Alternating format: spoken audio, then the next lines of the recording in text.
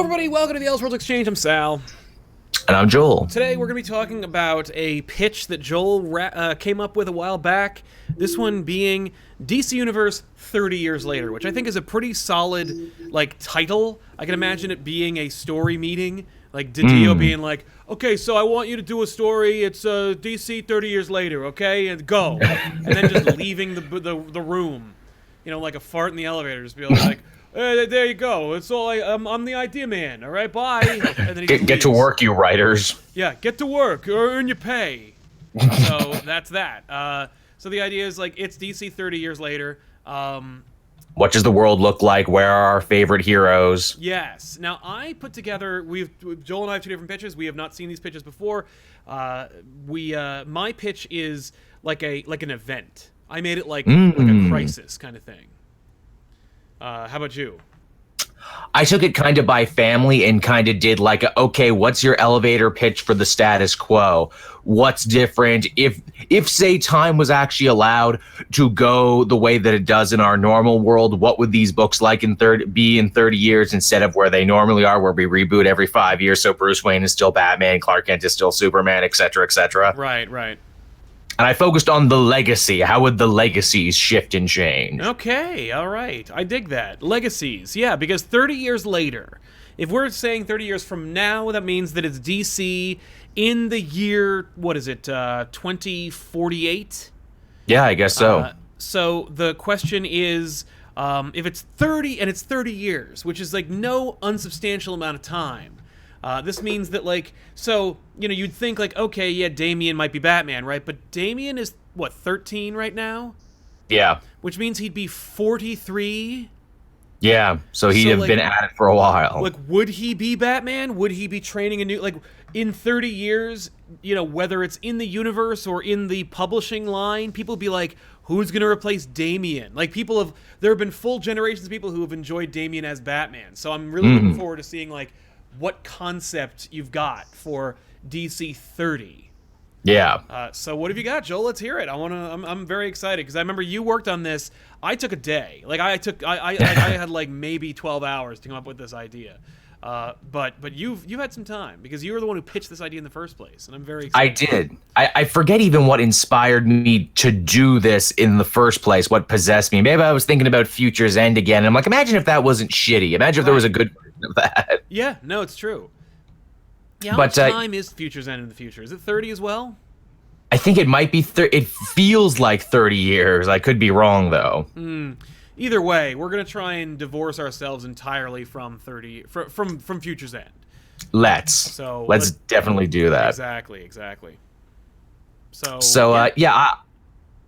Family, you actually nailed it right off the gate when you said in my future, Damian is indeed Batman. He won the cowl out a while ago. He's been Batman for a fair amount of time now. He was a bit of a more brutal Batman, but eventually he, learned the teachings of his father, and he was able to, keep his more psychotic tendencies to himself. Mm-hmm. Is what it was. I would also imagine that, again, because he would be 43 in this timeline, he eventually did have kids with Nobody. Remember Nobody, his little friend there from the Super Sons and everything? I do, yeah. They got together. I'm going to honor what Tomasi was clearly building up to. They have a kid. They have a daughter. Talia Jr., actually.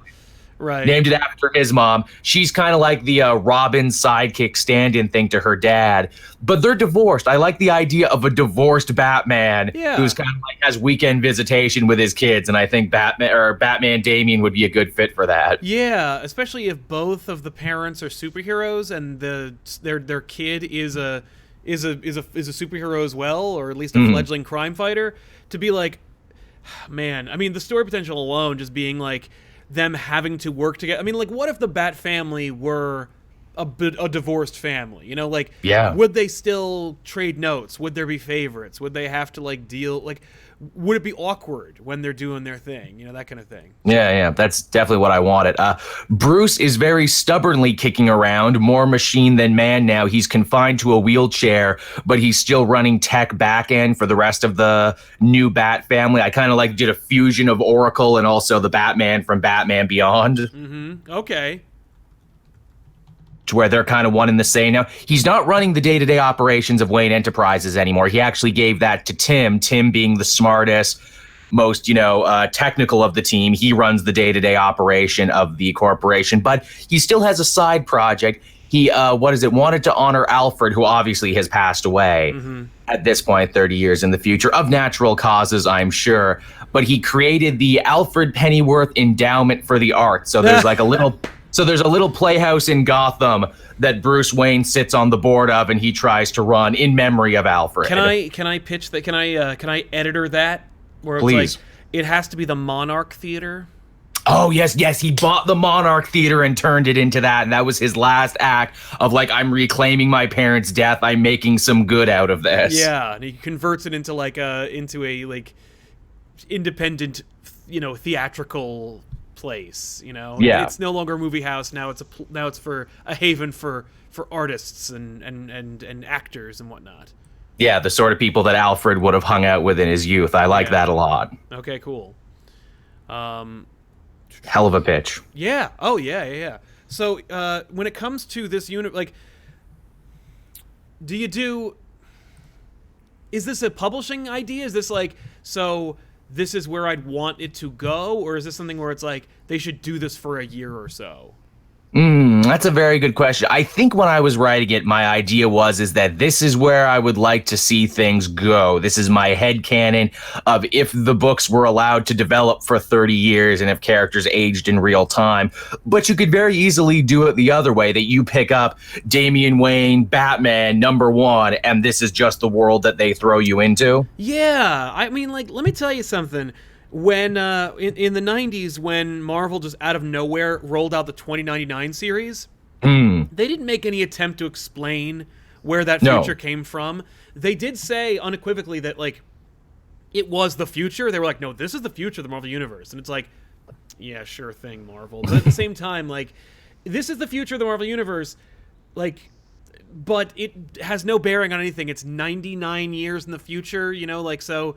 Don't worry too much about where it fits or how it fits in with everything.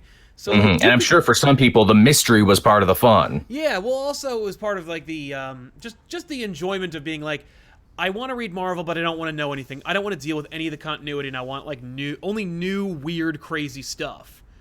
Which is what this would be, because I figure we're at the point now where the majority of the supervillains all have to be dead or have been executed by this point. Maybe Penguin and Black Mask are still around because they had the money to get themselves out of trouble, but they're old and broken down now, and they can't do it like they used to. Right. That's true. I mean, like, either way, you play with it where it's a separate thing. It's its own thing. You just go like, no, like, maybe you start with... Maybe you start with, like, one of the Bat books, and you just go, like, here's something else. And then you spin out of that with a universe. George Day in the Super Chat. I'm curious, what is your pitch for Nightwing in this continuity, Joel? Ooh, I have a hell of a pitch for Nightwing. So Dick Grayson has held just about every job humanly imaginable. Mm-hmm. He's been a cop. He's been an acrobat. He's been a personal trainer. He's been a craps dealer. He's been just about everything. So for my pitch is older Nightwing. Obviously, in this universe, he didn't inherit the Batman mantle full time. Maybe he did for a minute. Maybe he didn't. I'm not quite sure. But I believe that a good trajectory for Dick, because he's so damn likable and so well respected in his community. I want Dick Grayson to make a run as the first ever pro superhero president of the United States. I remember you saying this, and I'm so glad that that George was able to like make it work for us. So would you in this continuity, would he already be president, or would he run for president? I think he could be both. Like, maybe he's just getting sworn in, like he's just the president-elect as we start this. Okay. And obviously he's getting, bankrolled by Bruce and by the Wayne Foundation and everything else, which could be fun for, like, journalists and everything to try and uncover, where it's like, this Dick Grayson kid, his history's a little spotty here. He disappears for long periods of time. Yeah, that's true. And he sure loves these superheroes. Isn't that weird? Right. Now, who would run against Dick? Because there's a great story idea in there. I mean, like, when I remember when Luther was running for president, like his his opponent, we didn't really get into it very much, and that's really kind of a wasted opportunity. Yeah, I don't know who his opponent should be. It should probably be someone villainous. It should be someone connected to Grayson and the Titans. Maybe Jericho. Maybe Jericho decides he wants to get in politics too. And oh yeah, my power is I can influence people. Right. Oh, that'd be cool. Then And my mother's evil, and my mother keeps pushing me to do stuff I don't want to do, and she's still kicking as well. Kind of a cool idea. And then, of course, it can end on a positive note. Like, hey, just because someone might be able to manipulate huge swaths of people doesn't mean that they get away with it, And yeah, at least it would only work in fiction, of course. Of course, unlike in the real world. But in fiction, it's a feel-good story where the hero won in the end. Right. And the villain is humbled. I like that idea. Yeah, maybe he invites Jericho to be part of his cabinet or something at the end. Where it's like, you got good ideas, but your mom can't come. Right. Leave the ghost of your father behind. Please. Pricey Yeti 40. Greetings from college. Hey, man, enjoy college. That sounds like fun. Hope you're feeling better, Sal. I am feeling better. Thank you. Tiffany got what I got, or maybe she got con flu. Who knows? Found a local nerd store and was able to buy and read Watchmen and The Dark Knight Returns for the first time. My God, Watchmen's incredible. Disappointed with Returns. Also, how is Spider-Man? I can't play it until November, and I've already been spoiled in the main title. And blank as a secret boss. I love the game. I think it's fantastic. I probably had almost as much fun as I did with Arkham Asylum. Nice. I'm picking up this Friday for a deal. No way. Nice. You're gonna get the whole unit. You're gonna get the whole package, the PS4 and everything. I already got the PS4, but I'm right, picking it. That's right. I'm picking it up because what is it? EB has a deal. Hey, if you trade in 3 games you don't want, 2 weeks after you get it for free. Oh, that's cool. I like that a lot. That's a good idea. That's really nice. It is nice. So I'm going to check that out. Yeah, Spider-Man's a fantastic game. Like I said, I think I enjoyed it as much as City, but it didn't blow my mind the way Arkham Asylum did. Yeah, and I'm sorry I didn't care for Dark Knight Returns. I still think it's one of the best books of all time. But I am glad that you dug Watchmen. Good for you, man. Right on. What about Superman in your universe, Joel? Okay, so yes, I will do. I had like a couple more for the Bat family that I'll just go through Batman first, then you can wrap up with Superman. Okay, so Tim Drake runs the day-to-day operations of the Wayne Foundation and Wayne Industries, using his big brain to revolutionize the city, making it kind of more akin to Batman Beyond, where he figured, I can do more good from a boardroom than I can punching crooks. He came to that realization. Oh, that's nice. Good for him. He grew up a little bit. He grew up, and I think he grew up first before everyone else, where he's like, guys, we can't keep doing this. No, it's true, yeah. We're going to die, or we're going to get sloppy, and we're going to get someone killed. It's time to find other avenues. Yeah. For heroing.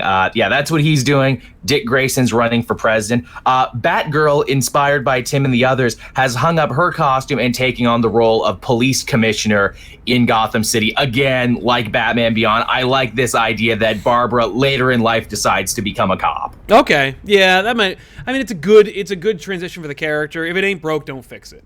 And it's like, there must always be a Gordon in the GCPD is the idea, too. Right, yeah, that's the only way you can keep it at least somewhat honest. Yeah, there must always be a Gordon, there must always be a Wayne. These two families prop up Gotham City. Yeah. And even, too, there's always a bat, that kind of thing. Exactly. And this would lead to an interesting relationship, too, where now Barbara has to kind of keep Damian more in line, too, where it's like, your own dad couldn't keep you in line, and I'm not your mother. Stop treating me like I'm your goddamn mother. Right. That's fair. You've got way too much issues. Yeah, no, that's a good point. The Terror of Death. Jason Todd is the head of one of the many secret organizations in the DCU. I'm sure he has to be by this point. I don't think I even wrote Red Hood. I wrote for all the other ones. What is it? So Batgirl hangs up her costume, Cassandra Cain takes up her old mantle, and now Cassandra Cain is the new Batgirl. Nice. Okay. I like Cassie Cain being that. I guess she'd be like in her 50s or something, or 40s. I mean, she's younger now, so it's like, maybe is that a little too old to be Batgirl? The way I thought of it, too, is Batwoman decides to become a full-fledged general. She actually takes Waller's old place at Task Force X, but she's more of a hero now and is trying to move the group into what it's actually supposed to be, rehabilitating supervillains and turning them into heroes. I love that. I mean, the idea of Batwoman becoming Amanda Waller is friggin' dope. Honestly, if you're going to do that, you might as well make Cassie Cain Batwoman, get rid of the Batgirl mantle entirely. Do like a kind of blend of the two of them.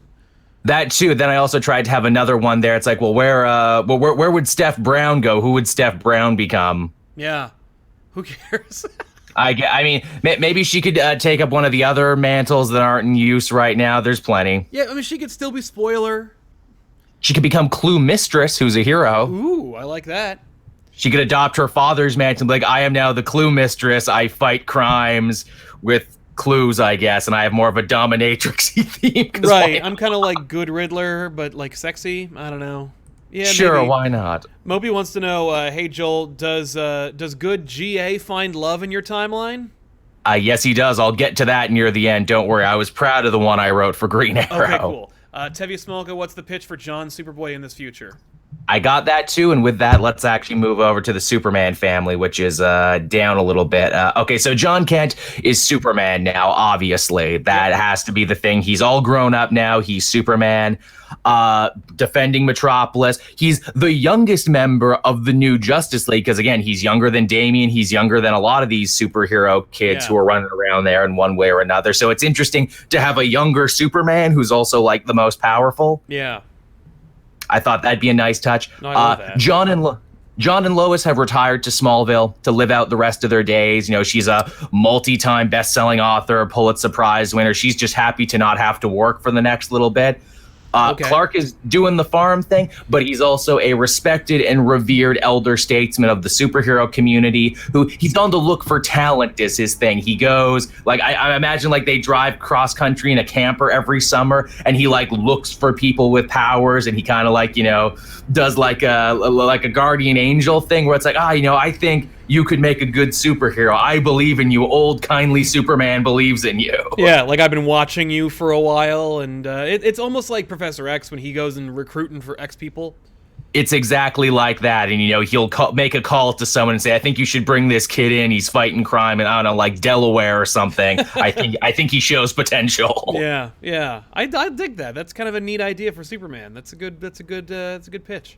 Plus, it's pure Americana, too. It's Lois and Clark riding the highways and byways of America in their golden years. Yeah. No, that's nice.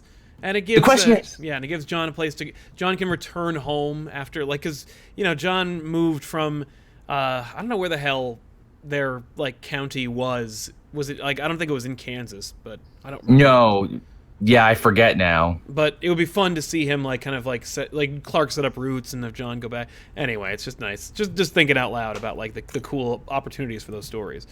But romantically for John too, I would think that he's still dating Kathy, the alien girl. Here's the thing though, she doesn't live on Earth anymore. She went back to go rebuild and revitalize her planet after its destruction. So he's kind of splitting his time between seeing her and defending Earth, and he's kind of at a crossroads in his life where it's like, you know, I really want to live with my cool alien girlfriend out in space, but Earth and the family business needs me more or less. And I don't know what I'm going to do. So that's like his drama now that he's sort of torn between these two worlds, which is kind of an inverse of his dad. Yeah, exactly. A kind of like Earth-weary character. George Dare reminding me it was Hamilton County. Yeah, I know, but what state was that in? That's the question. You got me. So, what was I going to say? Apropos the Super Chats, Kevin Kruger just saying off the side, Sal, I'm sending books y'all have never got before. Thank you very much. Joel, before we get into the Green Arrow pitch, how did you get into Green Arrow? Green Arrow? Oh, man, you see, again, I want to say it was the Justice League animated series that really exposed the character to me. I'd always seen him on the comic shelf, but I never thought like, ooh, I want to read Green Arrow. And that was the perfect time, too, because then I picked up some old stuff, and from there I was just absolutely hooked. And then I found the older stuff. Nice. And I'm just like, man, I relate to this character a hell of a lot. You know, it's like he's Batman, but he has more fun. He's Batman without the baggage. No, that's fair. So please proceed. What was your next thing? All right. Again, people wanted to hear Green Arrow, so I'll tell Green Arrow before I go do the other families. Oliver Queen, late in his career, was outed as Green Arrow, but that turned into a blessing in disguise because after retiring, he wrote a popular tell-all memoirs about his life and adventures. He used that fame and that money to crusade for justice without the costume, making up a bunch of new social programs for Star City, so he became kind of like a godfather in his own right in that regard. And yes, he lived happily ever after with Black Canary, who is a silver fox in the future. Like that's her character name, or that's who she is? No, she just became a silver fox. She's still looking good. I see. At Okay. like 60, 70. Nice. Hey, listen, 70's the new 30. And I toyed with the idea too that maybe when he got outed, maybe like Merlin or Deathstroke or someone cut off his arm, so you still have armless Green Arrow in the future. Why not? Right? You got to take that opportunity. Doesn't matter what reality he's in, he's not making it out with both arms. Will.i.am Golden. I'd make Lois the new Perry White. Ooh, that'd be a fun one too, that she actually just inherits the whole paper. Yeah, I could see that happening. Totally. George J. reminding us about Hamilton County, the Terror of Death. What about the future Connor Kent? Again, see, I was still writing this from the thing that Connor Kent. Superboy Prime, Joel? What about him? I don't know. Maybe they got plans. Maybe they don't. He's in the source wall, probably. Yeah. but apropos his question, did you have, like, if you don't have a Connor Kent pitch, can you make one up off the top of your head? Connor came back and people were happy, but then he decided to go to the future and hang out with the Legion of Superheroes because they needed a Superman in the future. Works for me. There you go. That's what I also eventually said here too that Connor Hawke, Green Arrow's half-son, would take up the mantle of Green Arrow himself, and his sidekick would be Emiko as Red Arrow. Hilariously, when I wrote this like a couple months ago, she wasn't Red Arrow yet. She is now, so that actually happened. That's cool. How Nostradamus-like of you. Plus, I like the idea of a niece-nephew crime-fighting team, too. You never see that. No, it's true. It's true. You don't see many dwarf women. No, it's true. You don't see very many nieces and nephews. That's cool. I dig that. As a crime-fighting team. So I'm like, there you go. So you have the legacy of Green Arrow fine in Star City there. There is one, and it is connected to the bloodline, essentially. Yeah. Do you have any Flashes in this universe? Yes, I do. Here, let me tell you about the Flashes. What do I got here? Settle in. I'm going to tell you about the Flash in a minute. All right, so Wally West is now the official Flash once and for all, as you know he would be. His children, Iris and Jay, head up the brand new chapter of the Teen Titans team with Cyborg V2, Leanne Harper, who's back now, and as Speedy, Rex Stewart as Warhawk too. He's on the team as well. Hey, Rex Stewart, good idea. Yeah, I figured someone better remember that character exists. And what happened to Barry? Well, he's now the head professor of criminology at Central City University. So he actually became a teacher, and he teaches crime scene stuff. Nice. It's good use of that character. Got a nice teaching gig, hung it up. I like to think of the idea that maybe the Speed Force started wearing off as he got older too. Like it was harder for him to push his elderly body to that level. Yeah. Or like, but he always says in the back of his mind, like, I bet I got one last run in me. If the city ever really needed me, I bet I could push it one last time. You could do a cool Flash equivalent of that only good scene from the Ghost Rider movie where Carter Slade is like, I got one last ride. That's exactly what it would be. Hey, Wally, let's do one more for old time's sake to like save the multiverse or something. Yeah, they run and then he just like disappears into the Speed Force and you're just like, that was pretty dope. Becomes one with it, and that's his whole story coming full circle. Exactly. What about Shazam's? Any Shazam family stuff going on? I didn't think of anything for Shazam, but let me just steal a cool thing that Christos Gage did in Justice League Beyond. Billy is still Billy, but now the entire Shazam family inhabits his body, so he can turn into Black Adam, and he can turn into Mary Marvel, and he can turn into all the characters you remember because they all reside inside him now. Oh, cool! I dig it. All right, I like that. All right. Any other big dramatic, linchpins to this whole event or publishing line? Oh, of course. I got Wonder Woman. I got Green Lantern. Yeah, and we haven't gotten to Aquaman and Green Lantern. You're right. Oh, yeah, I got them. Well, please, keep going. So Donna Troy is now Wonder Woman officially. She took up the mantle because Queen Diana now has become full-time Queen of Themyscira. She is, however, helping to build bridges both bridges both literally and figuratively between man's world and Themyscira. They've joined the UN now, and she's kind of like the Queen Mother of Themyscira. Okay, I like that. That's cool. There's a lot of bridge building here. Likewise, with Aquaman. Now here, Aquaman, I added a little tragedy to this story. Mm-hmm.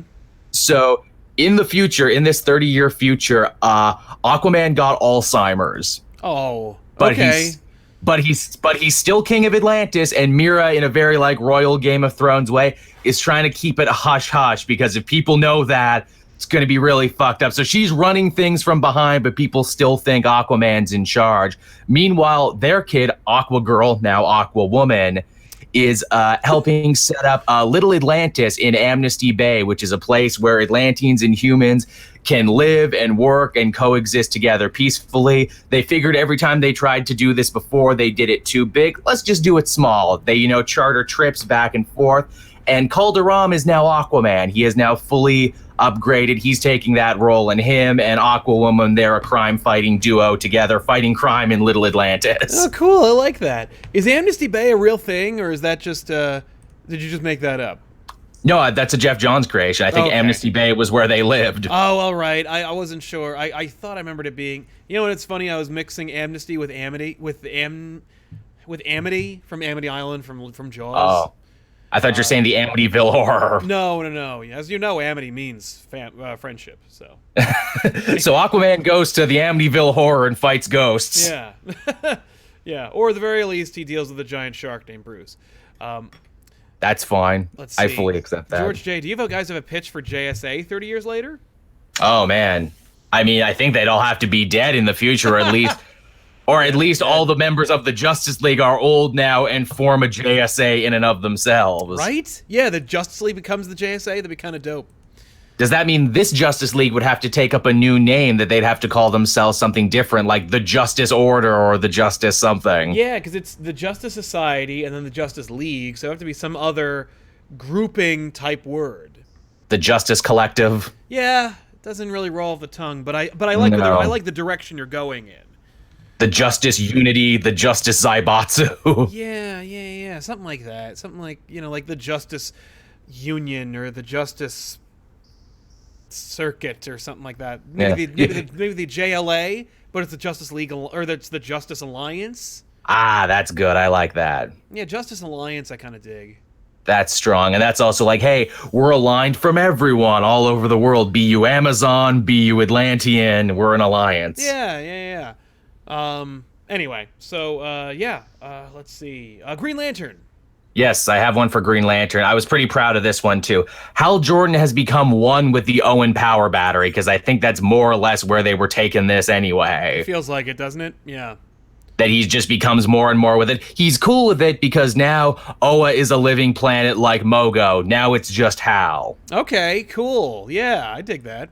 He can still talk. He can still interact. In fact, if you need help and you're a Green Lantern, just tap your ring and be like, hey, Hal, I'm in a tough spot here. You want to help me out with this? I like that. And he'll tell old man stories like, well, back in my day as a ring slinger. Yeah, no, I just need help, Hal. You just, please. All right, fine, whatever. Now, obviously, you need a Green Lantern Defender of Earth. And for this, I decided to pick Jane Jordan, his niece who shows up every so often. Yeah, I like that. Okay, cool. Good use of Jane, yeah. People forget he has a niece and nephew who show up when they have to, up the stakes. She learned... Parallax needs to show up and threaten to kill them so that he fights even harder.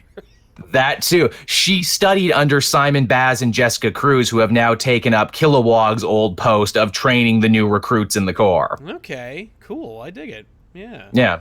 That's my pitch for them. I just thought it was fun to be like, oh, you're the niece of that Jordan kid. He's a legend around here, and just her struggle to try and live up to her uncle, who is unto a god. You're literally walking around on your uncle. Right. What about the other Corps? Like the rest of them, like the other colors. That's rough, because I was gonna say they're aliens, so I don't think they ever die. Mm-hmm. I imagine Atrocitus would still be around because he's powered by rage. Sinestro refuses to die. I know he had a daughter who was head of the Yellow Lantern Corps for a bit. Yeah. Saint Walker seems kind of immortal in his own way. This is true. Yeah, you got a lot of opportunities there. that they're probably still around and kicking, and again making it more annoying for Jane to be like, hey, me and your uncle one time, we had a crazy adventure called the Sinestro Corps War. Yeah, it was pretty dope. It was pretty legendary. And she's like, oh god, again with the frickin' Sinestro Corps. I used to love these stories as a kid, but now everyone keeps telling them to me. Right, or they try to do a sequel to them and rope me into them. Yeah, it just never works out as well. I imagine other heroes too, like Martian Manhunter probably still has to be alive. He's a Martian. Totally. I feel like he'd look the same, Yeah. Maybe Mary Martian, same deal. Yeah, Miss Martian, she's still hanging out. Ooh, she could be the den mother of this new Teen Titans team. There you go. What about Starfire? I know you love the Titans. You can't tell me you don't have any Slade Wilson works. That's funny too. I guess he doesn't die, right? Because he has what is a tantamount to the super soldier serum inside of him. Yeah. Yeah. I guess he's still alive and still causing trouble even at his ancient age. Maybe he recruits a team of other geriatric villains together for some nefarious purpose. Like, who are some other bad guys who don't die because they're filled with drugs? Right. I mean, I feel like Lex Luthor would have invented a drug by then. Certainly the Joker, maybe he's like preserved, like his blood is practically formaldehyde at this point based on all the Joker toxins and whatnot. Ooh, maybe they keep him frozen, like maybe like a Joker cult or the Jokers gang. Keep him on ice and let him out every 10 years to go nuts. There you go. And they call it like the year of the Joker. Maybe they make it like the Crow, where it's like, oh, it's Joker's night, where the Joker comes back. Yeah. I was gonna say the Purge, but I like the Crow allegory better. Yeah, Joker's night. And it's Halloween. Yeah, the Terror of Death saying, my pick for a future Connor Kent and Cassie is that if anyone does remember the new Krypton saga, reference to that, having Connor and Cassie become the new Flamebird and Nightwing entities. Oh, that's fun. Yeah, there you go. Fun. I like that too, because no one's picking up the Nightwing identity right now, so I'm sure he'd like it if Connor picked it up. Yeah, totally. George J. saying, crazy idea, but what if the children of the old villains decide to become heroes and fight against their parents? That would be fun too in its own way. Like, again, they screwed around with Joker's daughter, but she wasn't really his daughter. No, there's no point. Get out of here, Joker's daughter. Nobody wants you here. Or Two-Face's daughter, Dwella Dent. You might be the same. Also, get out of here. Yeah, exactly. I think you're the same person. I don't even know. I prefer the DDs from Batman Beyond. I like that. The DDs are fun. Will.i.am Golden for Titans, Beast Boy becomes the avatar of the Red and then becomes the new Animal Man. Raven's a lord of order, and Starfire finds a planet for her people and then becomes a diplomat for the other races. I like that. Heck, I could see Raven being like, hey, I got my own power. What if I become the new avatar of Fate? Give me the helmet. There you go. That'd be kind of dope. Raven becoming Fate would be really cool. That's like a no-brainer. Plus, you could really have a lot of fun with the cool visuals of blending her visual style with the Dr. Fate thing, which is like the only thing good about Dr. Fate is his friggin' helmet anyway. And the costume's pretty sweet. And again, she's used to having voices whisper in her ear, so she could be like, fuck off, Naboo. Yeah, exactly. She knows. That'd be cool. My dad is literally Satan, Naboo. I don't give a shit what you're trying to lay down to me. Yeah, you think... Yeah, actually, she's the most effective Dr. Fate ever. Exactly. I like the idea of Beast Boy growing up and becoming the new Animal Man. I like to imagine that he would be cool passing that on to someone. Totally. And he's like, yes, thank you. Let me please live out the rest of my days with the family. All you, Gar, you got this. Yeah. Yeah, no, I like that idea a lot, actually. And especially that he'd be connected. Yeah, that Beast Boy... Yeah, no, that's cool. I'm just thinking it out loud. I'm like, no, that's a really dope idea. And then maybe he takes this newfound power and he reforms a better, nicer version of the Doom Patrol, the team that his family was on. I like that idea, too, a future Doom Patrol. Kevin Krugar asking a question that was on my mind. What about Swamp Thing? Yeah, what about Swamp? Again, by all right, he lives forever. Yeah, no reason to change what he's up to. Again, they seem to be implying in Justice League Dark right now that maybe Alec Holland wants out of the deal and maybe that it could go to someone else, someone different. Yeah, that'd be neat. Who's someone who could use a Swamp Thing upgrade? Oh, make Poison Ivy Swamp Thing. That too, yeah, because again, they keep going back and forth whether she's a hero or a bad guy. Yeah, a female Swamp Thing who is Poison Ivy. Yeah, exactly. And like you could have green, make it really cool. That would be cool, and then you could have some of the heroes being like, yeah, but she used to be a villain though. Yeah, but people being like, yeah, but get over it. That was 30 years ago, buddy. And also, I don't go by Poison Ivy now. I go by Swamp Thing. Yeah. Speaking of swamps, Swamp of Fate, I'm home from work sick, but at least I get to catch you guys live for once. This is true. Thanks a lot, man. Welcome back. Rakeem, Keith, what about Guy Gardner? And who you guys paired Dick Grayson with a guy got a lot of possible pairings. Yeah, Gardner's a tough nut to crack. Yeah, I would. I mean, like at that point, I'd probably just write him off. It's too many variables. I mean, like if it's a separate series that has like only so many titles, I don't know if it's like I think I might shoehorn him into a Green Lantern book. You know, maybe make him Warrior again, or just age him out and be like, no, he's done. Like he quit. Yeah. Maybe he became warden of an alien prison. Like, he was sick of all of these other alien prisons where all the Green Lantern bad guys kept breaking out. Yeah. I liked the idea of him being a Red Lantern for a while. So I mean, like, I'd put him in charge of them. Just have him be like, I took it over to try and bring a little bit of Green Lantern sensibilities to the Red Lantern Corps. So, like, I'm in charge. Right. I wanted to make them better. Yeah, exactly. That's a cool idea. I could get behind that. Again, villains are a tough one here because I imagine 30 years in the future, you would want mostly new villains. But as we saw again with Batman Beyond, writing good new villains is very difficult without making them seem derivative of old ones. Completely. No, you're very right. And yeah, you don't want to like betray your lack of originality by just being like, oh, so it's Joker, but it's a girl. Like, yeah, you want to. Yeah, you want more time thinking about it. I'm going to guess Talia is still alive. She's calling herself the Demon's Head now, and she has the same white streaks in her hair, and she's just leading the League of Assassins now. Yeah, no, totally. That's a cool idea. That's just where that went, because that's where it had to go. And, like, she kind of hates herself that her dad was ultimately right, and this is where her life went. Yeah. And she's old and bitter because of it. Right. I assume she's hot still, because she's still using Lazarus Pits. Of course, yeah. She's got a Judi Dench thing going on. It doesn't matter how old she gets. Nice. Heartless Fang. Guy Gardner could run a Green Lantern space bar. Oh, that's cool, too. He runs the canteen. There you go. That's a great use of him. Again, it's like, he's kind of retired, and we should have sent him home a long time ago, but he likes working here, and the people like him. Yeah. Jamal Kino, just saying, the Superman ideas is dope. I also believe Snyder said there's plans for Superboy Prime. Yes, he has said that. I think Bendis wants to use him.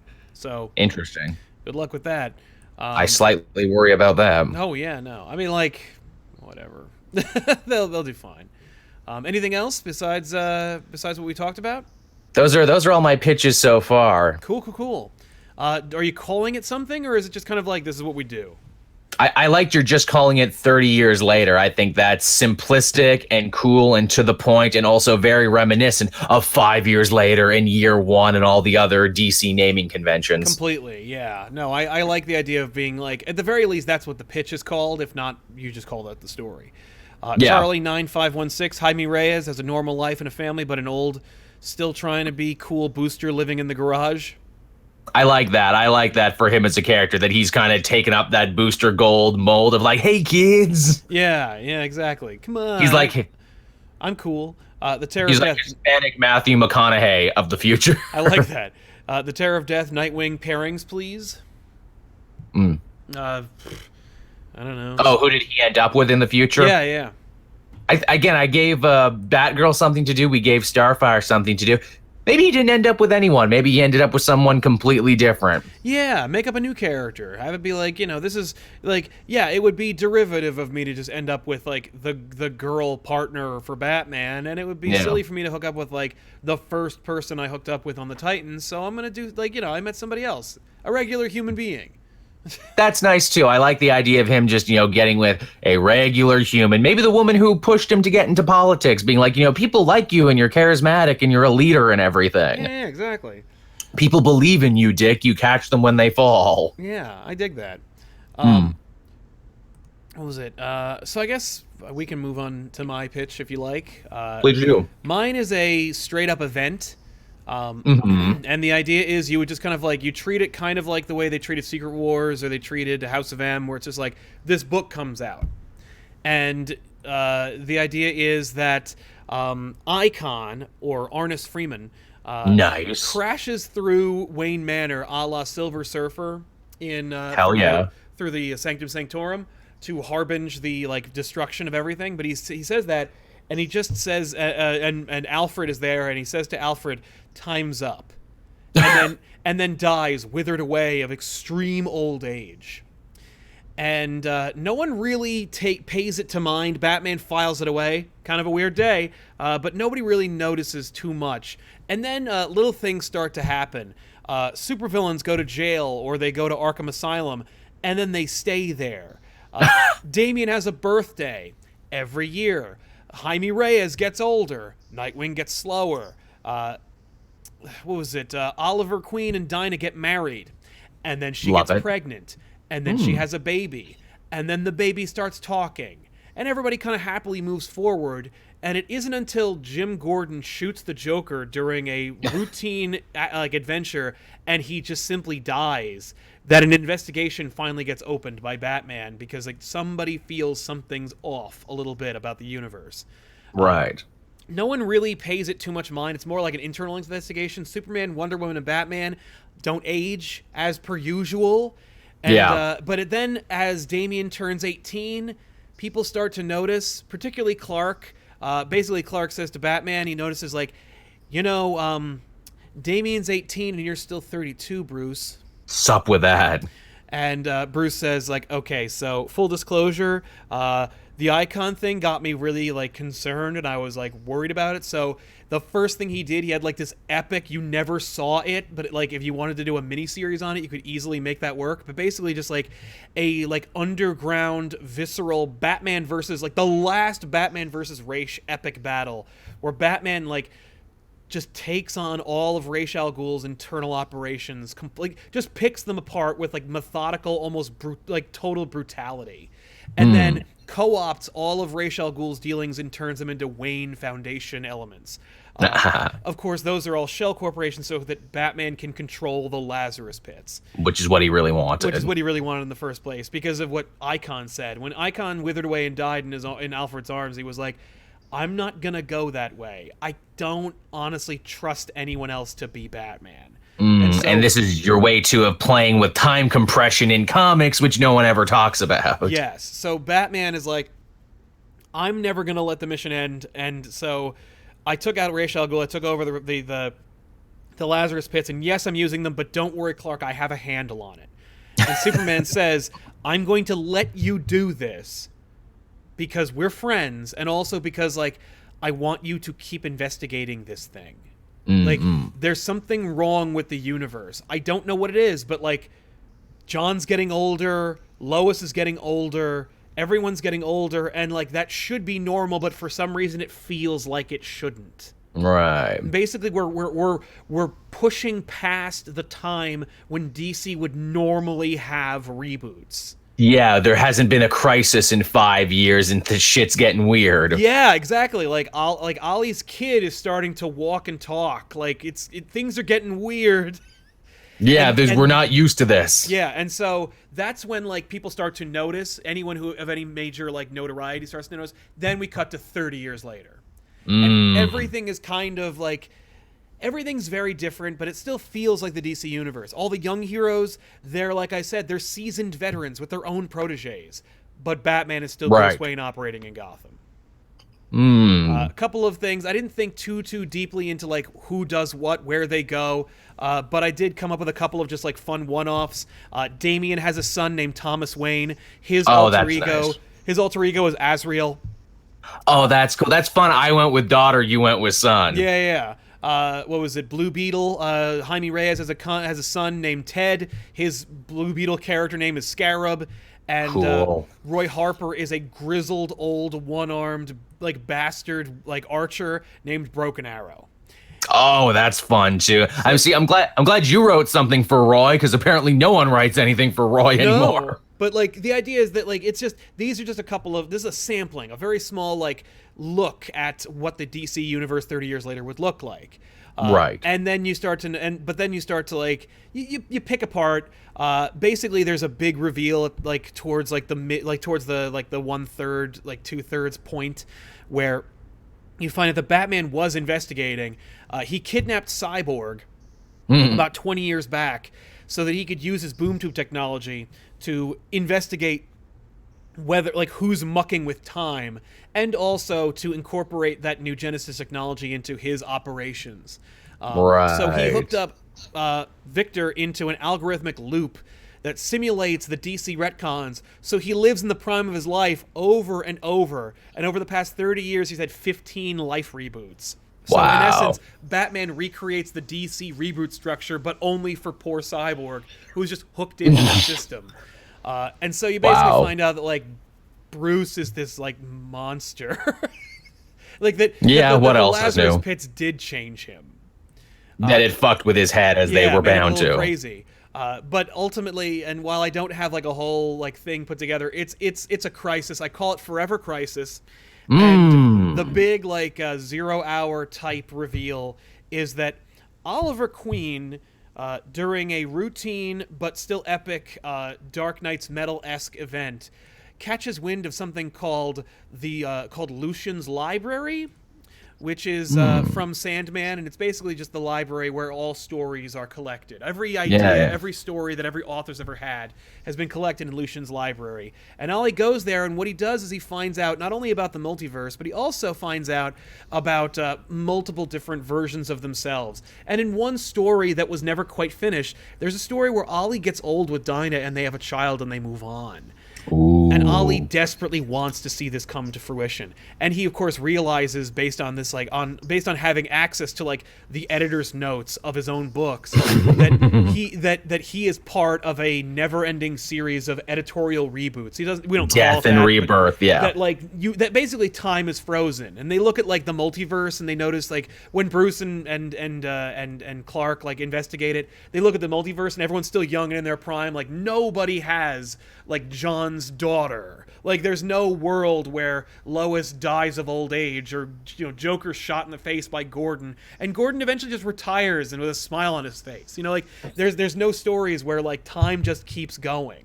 And does the multiversal book have pictures too? Pictures of Dark Knight Returns and Longbow Hunters and all these other interesting places in time? Why not, right? I mean, if the friggin' like Book of Oa can have pictures in it, why not Lucian's library?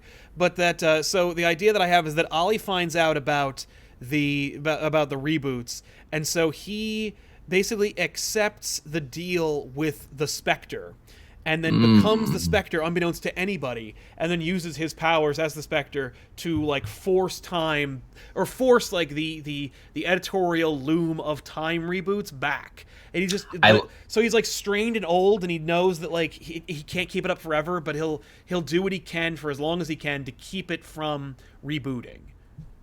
I like Ollie being the Spectre because obviously his best friend Hal was the Spectre once, so he would know how that shit works. Yeah, and keeping up the green motif, and also making a regular guy into kind of like this omnipotent creation.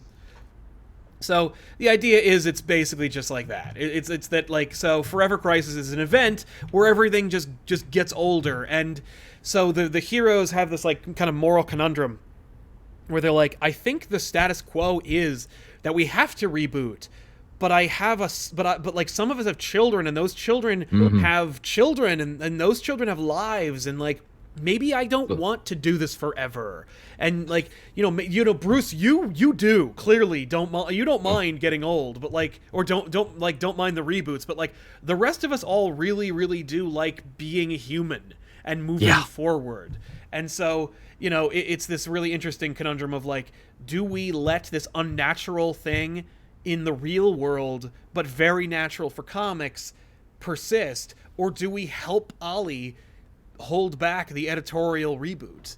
The sands of time. I like that. That's very high concept. Thank you. Yeah, it's a little Morrisonian, but I think I was going to say that's like Morrison if he was less up his ass about stuff.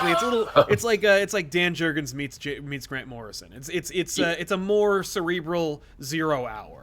Yeah, and also like hey, let's think about comics in abstract. Let's think about them, through the lens of the real world and how that might affect you. Yeah, and that also affords you the opportunity to have had characters make horrible mistakes, or have like really unsatisfying conclusions or directions for people's lives, like in real life. And so that like you as the reader might be unsatisfied with where that character went, but you also have like a little bit of satisfaction knowing that like it's kind of how things work out for everybody. Like, no, not everybody gets a grand death. Not everybody gets like to end up with the love of their lives. And so we don't get a do-over. We don't get a do-over.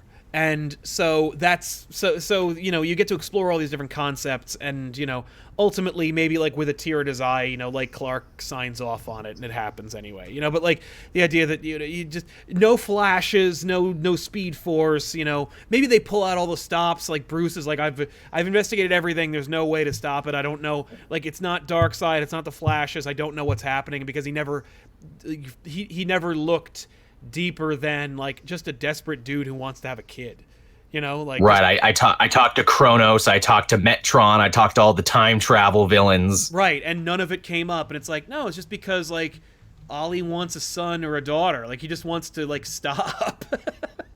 And, I could see that being really cool too, with someone like Roy being like, I don't have an arm, my life is shitty, or Barbara being like, I'm in a wheelchair, you mean I could have gotten a do-over? Oh yeah, no, and you get like, you could even form like a team of people, like either on Batman's side or on Clark's side, but like a team of people whose lives are unsatisfying. The scarred, you could call them. Yeah, who are just like unhappy, and they're like, no, let it happen. If this is the way it's supposed to be, please. I'd love a new writer to give me another chance, you know? Then you get a civil war that actually makes sense, and where you're like, ooh, but they both have a valid point. Yeah. And you can also kill anyone and do anything with that, because like you don't have to worry about like the continuity, because you know it's gonna get rebooted anyway. But hey, you know what? Maybe the consolation is kind of like the Paradise Dimension, where it's like, no, like I'm trying to think of like who would come to him. Maybe Dream or Death. But like someone comes to Ollie and says like, don't you understand? Like every decision you make creates a new reality. Like there is a multiverse.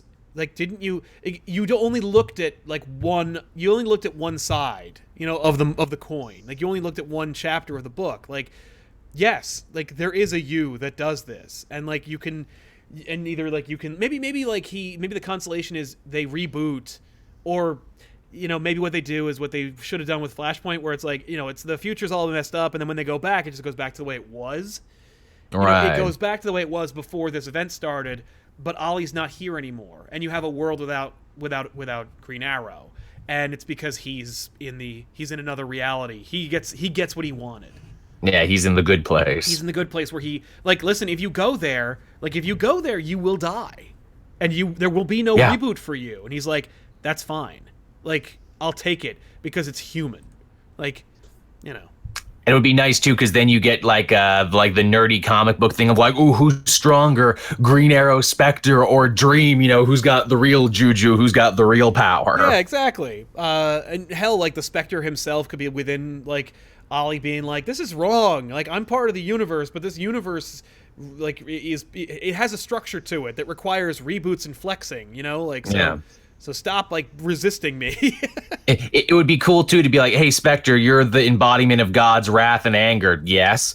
Take me to your boss. I want to talk to God. Let me take this up with God. Yeah, exactly. Hell, the whole thing could actually take place, like, the whole climax could take place in his mind, with just a conversation with God or death. Yeah. Ooh, that would be a fun one, too, where it's like, look, I won't take you to God, but I'll take you to the other guy, and it's Death from Sandman. Hey. Yeah, she's like, what up? You've or be like, ooh, you're early. Thanks to you, I've seen a lot more people lately. Yeah, that would be some shit. Yeah, but just turning it into an event was my way of doing it. Where I'm like, 30 years later, where you can do it, and then you can always like, it's part of the multiverse now. You can always revisit. Like, if you thought Broken Arrow was a cool book or a cool concept, no, hey, well, here's your book. Where it's just because, like, you know, Old Man Hawkeye is a neat book. Why not do that? Yes, like, it is. It is. That's a hell of a pitch, sir. Yeah, exactly. So, thank you. Thank you very much. So those are just a couple of ideas for DC Comics 30 years later. But we want to thank you all for your great contributions. We heard a lot of great suggestions from the Super Chats. But you know, this is what the show is, baby. We come up with these crazy ideas, throw them out there, and then see what sticks. And who knows? I feel like most of these ideas are usually taken by somebody, and then yeah, doesn't it feel that way? Though, like maybe like 4 months from now, we'll be having another Things We Called or Things That Showed Up. Yeah. Hey, Broken Arrow is a real character. Yeah, goddamn it. Damn it. I want a friggin' I would like at least a sketch of the character, please. The over-under on Roy is he might not make it out of Sanctuary. Yeah, I feel like that's probably expected. Like that makes sense. Which is just the ultimate, but also just the, of course, final slap in the face for this character who's been dragged through the mud for the last decade. Exactly. I don't know who Roy Harper pissed off so much that the world's like, who do we dump on? Let's dump on Roy. I mean, I think the reality is just like, I don't care about Roy. I think that's what it always is. Kevin Kruger, but would Green Arrow hit on death? No, he's married. The idea would be that Green Arrow is like 55 and like he's married to Dinah and he's happy. You know? Mm-hmm. Or he's like, he's happy the way humans are happy, where he's like, no, yeah, on a good day I'm really happy, and on a bad day I could kill her. You know, it's that kind of thing. Yeah. I like the idea of Death too being overworked, but it's like, hey man, you've overworked me, Death. My job was really easy before. Yeah, like people, yeah, exactly. Well, or maybe she appreciates it. She's like, thank you for making me matter again. Yeah, I never used to matter because you and your caped friends always kept screwing the rules on me and cheating me out of what I was owed. Yeah.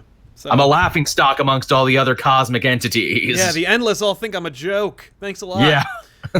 But, Dick. Yeah. But anyway, so that's Forever Crisis. But hey, like it. We want to thank you so much for hanging out with us this week, and we'll see you guys next time with another episode of the Elseworlds Exchange. And if you like this show, you may be surprised to find out there's a sister show. It's a little shorter, but it's called One Shots, and it's a little 10-minute mini episode that's pulled from this episode that's over on our Patreon. So if you go to patreon.com/ComicPOP, you'll find not only updates about what's happening and behind-the-scenes photos, which I need to upload pretty soon, early access to back issues. You also get a little bonus episode from this show called One Shots if you participate. So check that out if you haven't already. And we'll see you guys next time in another episode of the Elseworlds Exchange. I'm Sal. I'm Joel. Thanks a lot for watching. So long.